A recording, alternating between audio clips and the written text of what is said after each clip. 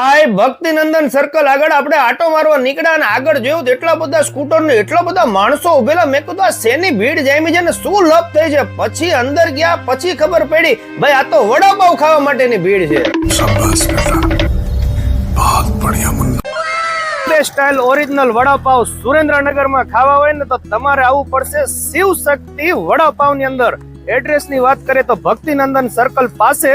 અને વડાપાવની સાઈઝ જો ભાઈ એકદમ સરસ મજાની ચટણી અને એની સાથે પટ્ટી મરચા ભજીયા તો પાછા ફ્રી. એટલે વધુ રાહ ન જોતા સુરેન્દ્રનગર વાસીઓ પહોંચી જ જાજો.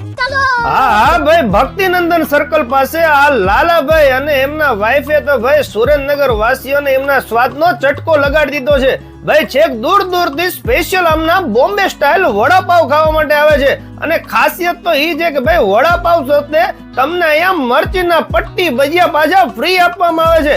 અને એનો ટેસ્ટ તો ભાઈ ગજબ જ છે ને. સુરેન્દ્રનગરમાં કંઈક નવું ખાવું હોય ને તો એકવાર અવશ્ય મુલાકાત લેજો. ભીડ જોઈને તમને આઈડિયા આવી જાય અને ટાઈમ લઈને જાજો. કાયમ અહીંયા વેઇટિંગ હોય જ છે. અહીંયા કાયમ ફ્રેશ જ વડાપાવ બનાવી આપવામાં આવે છે. જેમ કસ્ટમર આવે તેમ જ અહીંયા બનાવી આપવામાં આવે છે. અને ખાસિયત તો આમના લાલ મસાલાની છે ભાઈ.